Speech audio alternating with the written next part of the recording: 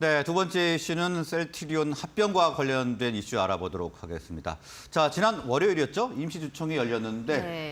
셀트리온과 셀트리온 헬스케어의 합병이 승인이 됐습니다. 네네. 일단 주총 내용부터 좀 알아볼까요? 네네. 엊그제죠. 23일에 셀트리온과 셀트리온 헬스케어 합병안이 임시 주주총회에서 통과됐습니다. 인천 송도 컨벤시아에서 열린 셀트리온 임시주총에서 참석 주주들의 3분의 2 이상이 찬성을 했고요. 또 같은 시각에 인천 송도 쉐라톤 호텔에서 열린 셀트리온 헬스케어 임시주총에서도 합병안이 통과가 되면서 양사 합병이 급물살을 타게 됐습니다.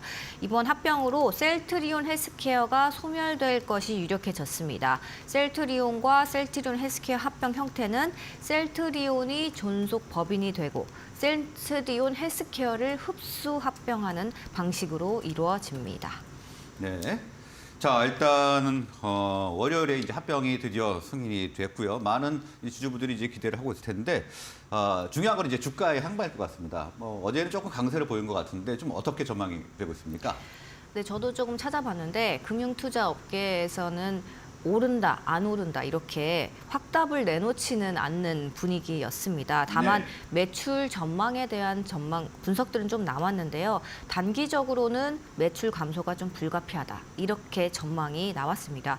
NH투자증권에서는 재고 자산 이슈로 원가율이 내년에 상승을 하고 시가총액은 기존 목표치보다 12% 정도 하락할 거다 이렇게 전망을 했는데요. 그러면서도 2025년에는 셀트리온 헬스케어의 재고 자산 소진, 마진율이 좋은 제품의 비중 확대 등 이제 이런 좋은 이슈들이 나오면서 다시 원가율 정상화가 진행될 것이다. 그때가 되면 이제 수익률 개선도 기대할 수 있다. 이렇게 분석을 했습니다.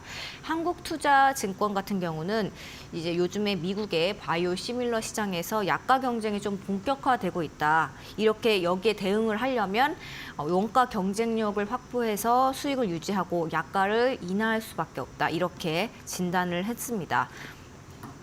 다만 이제 단기 실적은 이렇게 좀 좋지 않은 전망들이 나왔지만 네. 이제 실제 셀트리온 주가랑 이 단기 실적이 연동이 될지는 조금 어려워 보입니다. 왜냐하면 최근에 이제 셀트리온 주가는 최근 5년간 실적이랑 매칭을 해봤을 때 거의 이게 연동되지 않는 모습을 보여왔거든요. 실제로 실적들을 보면 2018년에 이제 9,821억 원, 2019년에 1조 1,285억 원 순으로 이제 계속 올라서 지난해 네. 2조 2,840억 원까지 오르는 모습을 보였지만 주가는 2022년 12월에 37만 원까지 갔다가 현재는 14만 원으로 계속해서 하락세를 나타내고 있는 상태입니다. 주가 변동폭이 이제 상당히 심한 편이고 실적과 연관성이 좀 떨어지는 경향을 나타냈습니다. 네, 그러면 자, 국내외에서 이렇게 비슷한 사례를 보면 이렇게 힌트를 좀 얻을 수 있지 않나 싶은데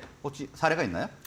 네네, 저희가 찾아봤는데 국내에서 연구개발 법인이랑 판매 법인을 합병한 사례들이 있었습니다. 일본의 경우였는데 전자부품 생산기업 무라타 제작소 합병건이 있었습니다. 네. 일본의 전자부품 연구개발 생산법인 무라타 제작소가 2019년 4월에 자사의 판매 법인인 무라타 전기를 흡수 합병한 일이었는데요.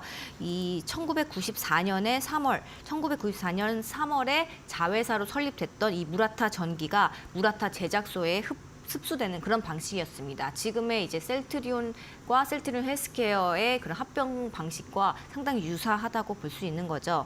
무라타 제작소 주가 추이를 보면 2019년 4월 합병 전보다 주가가 하락을 한 적도 있지만 2021년부터는 합병 전보다 높은 주가를 유지한 것을 확인할 수 있었습니다. 단기적으로는 이제 주가 변동폭이 상당히 커지면서 큰 폭으로 하락하기도 했지만 중장기적으로 봤을 때는 상승을 했다 이렇게 볼 수 있겠는데요. 다만 이제 해당 주가 변동 이제 무라타 전기의 합병이 어느 정도 영향이 있었는지 이거는 조금 확증을 하기가 어렵다는 점, 네. 그리고 셀트리온 그룹과 좀 업종이 상당히 다르다는 점, 그리고 뭐 셀트리온과 셀트리온 지분 관계가 모회사와 자회사로 좀 명확했기 때문에 이제 완전히 동일시하기에는 이런 케이스가 한계가 있다. 뭐 이런 점들 좀 고려하시면 될 것 같습니다. 네, 일단 여건이 좀 다르기 때문에 참 참고하는 정도로만 좀 봐야 될 것 같고요. 자, 마지막으로 합병 법인은 언제쯤 출범을 하죠?